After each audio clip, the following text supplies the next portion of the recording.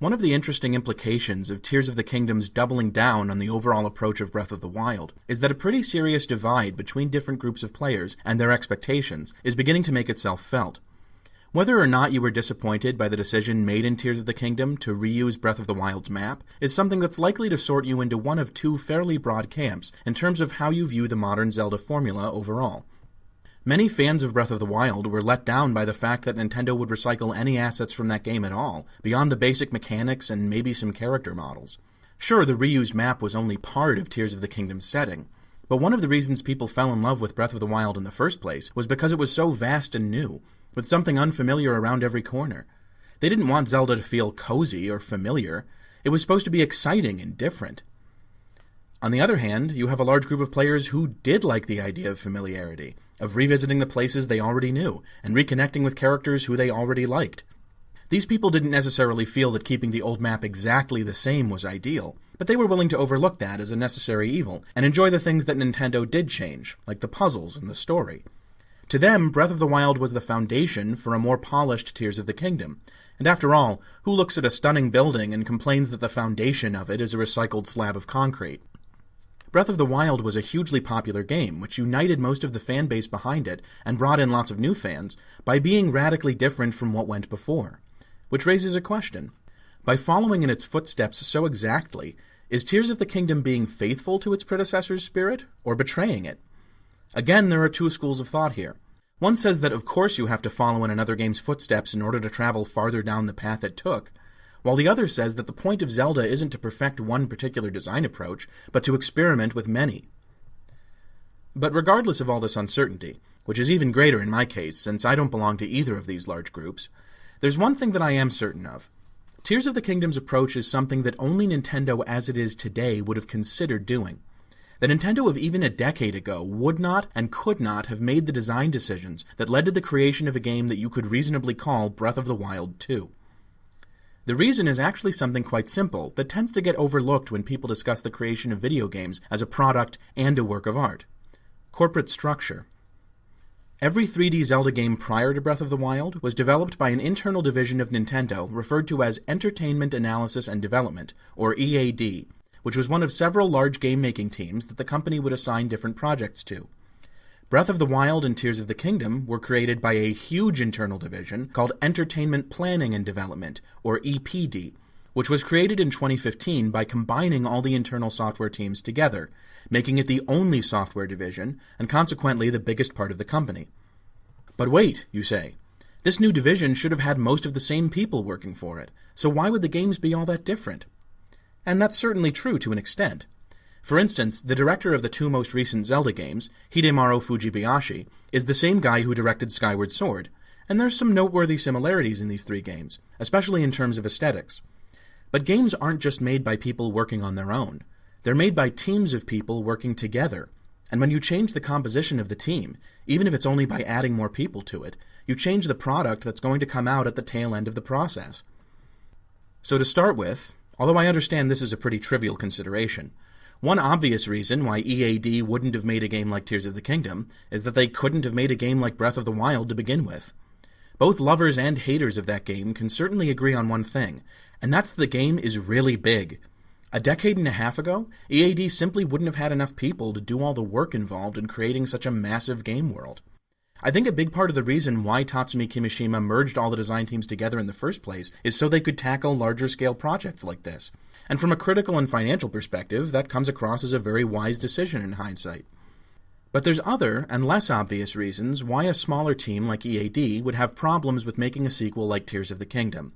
Reasons that cut to the heart of why some fans like me, as well as Nintendo itself at one point, would have a problem with what Nintendo is doing right now.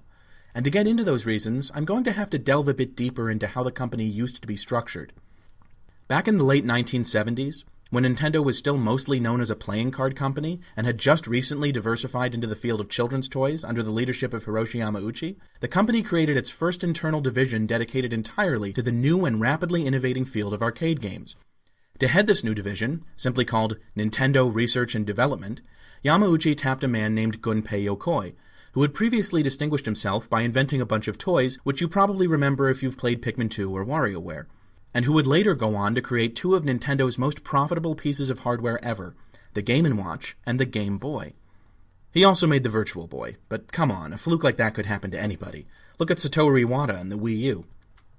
Anyway, much like its department head, Nintendo R&D started out as a jack-of-all-trades kind of team, responsible for both hardware and software. But as video games began to make up more and more of Nintendo's business, it split into specialized subgroups to handle different aspects of design. The base team became R&D 1, and was one of the few divisions which had high-profile hardware and software projects for most of its life. Another group, mostly focused on peripherals like the iconic Zapper, was known as R&D 2. This is where Eiji Aonuma began his career, by the way. And a third, with the creative title of R&D 3, worked mostly on console hardware under the direction of Genyo Takeda. Nintendo EAD was also one of these R&D spin-offs. Its original name when it was founded in 1983 was R&D 4. But what made EAD unique is that from the very beginning it was focused exclusively on home console video games under the direction of producer Shigeru Miyamoto, who had already made a major success with Donkey Kong and was just about to turn the world upside down with Super Mario Bros. Pick a famous Nintendo game or franchise at random, and the chances are pretty good that EAD made it. The Legend of Zelda? EAD. Mario Kart? EAD. Star Fox? EAD. Pikmin? Animal Crossing? Nintendogs? All EAD. Metroid? Well, actually no. You see, EAD was pretty dominant in the early days of Nintendo's home console years, but it wasn't the only game in town. All of the R&D divisions made home console games at some point, particularly R&D 1, which seemed to embody an entirely different design philosophy from the Nintendo mainstream. Try to think of a weird or out-there Nintendo game, and there's actually a pretty good chance that it wasn't made by EAD. Punch-Out and Star Tropics were made by Takeda's team in R&D 3. Duck Hunt? That was R&D 1, as was Kid Icarus, the Super Mario Land series, and WarioWare, not to mention every 2D Metroid game until Samus Returns. So even though EAD was the most prestigious and prolific software team, it still faced the possibility of being outperformed by somebody else, not just a dependent second-party studio like HAL Laboratory or Retro Studios, but by another part of Nintendo. I mean, imagine you're working for EAD and it's 1994. You haven't made a mainline Mario game in 4 years, and there's nothing all that exciting in the pipeline, but still, things are pretty good. You got Super Mario Kart out in 1992, Link's Awakening for the Game Boy last year, along with co-producing Star Fox for the SNES. You're doing all right. And then R&D 1 comes out with Super Metroid. Well, shit. This game is awesome. It's so dark and moody and cool, it makes Link's Awakening look like a freaking puppet show. What a brutal reminder of the fact that you can work your ass off making fun games and still look like a chump because somebody else had a better idea. In other words, unlike a lot of other game studios, Nintendo EAD never had a chance to rest on its laurels and get complacent.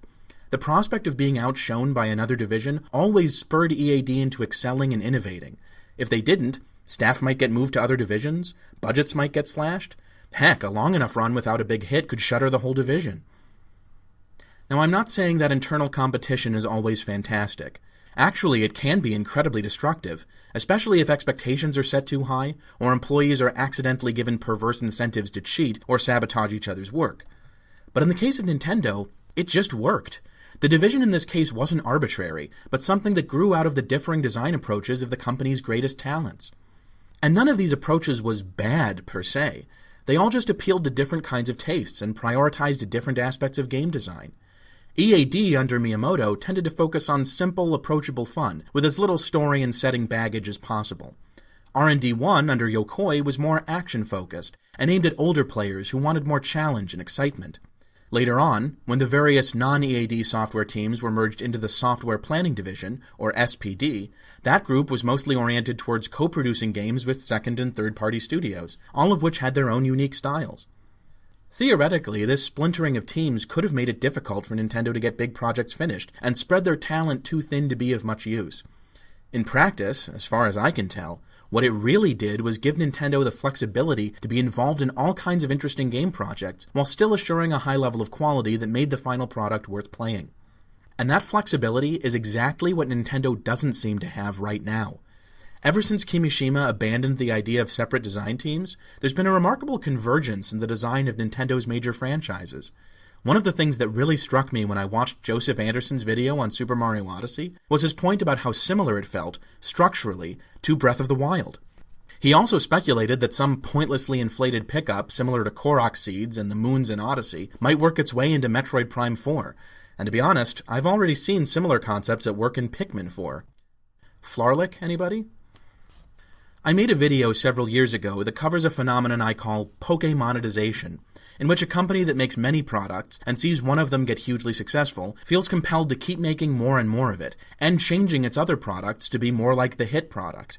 I think this might be a good time to remind everybody that Tatsumi Kimishima, the guy who reorganized Nintendo back in 2015 to put all the software people in one giant division, is essentially the avatar of Pokemonetization.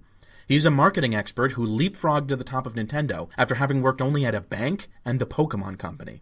Not Game Freak, the one that actually makes video games. I'm talking about the people who make Pikachu pencil cases. And this reorganization, which has had profound effects on the games Nintendo produces, strikes me as very much a marketing-driven decision. One aspect of Nintendo's old approach of having a hand in lots of weird, different game projects is that the results are often quite difficult to market effectively.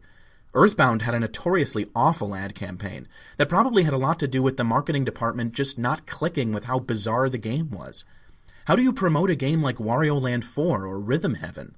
There's probably a way to get ordinary people interested in games like this, but it's undoubtedly a huge strain to try. But when your portfolio of games, despite superficial differences, all kind of feel the same, that makes marketing incredibly easy. Just use the same approach with every game. Sell the same thing to the same people over and over again until they don't want it anymore, which increasingly these days seems like a very distant prospect. This is why Tears of the Kingdom is so much like Breath of the Wild. It's because Nintendo is currently organized, from top to bottom, to make games that will capitalize on what management already knows will work. That's what Kimishima meant when he talked about effective utilization of character IP in that 2015 memo. And there's no danger of the team's output being shown up by something another team is working on, because there is no other team. We're dealing with a monopoly here. You don't get to have different flavors of Nintendo anymore. There's one flavor. You either get Nintendo or you get nothing.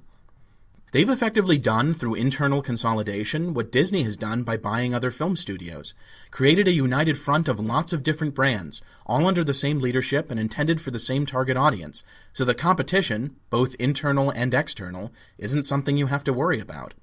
And in the short and often the medium term, this can work wonders for a company's bottom line, as long as your fans stay loyal. But then, you also have to remember that if Nintendo is going to take the same course as Disney, that means they're headed towards the same place.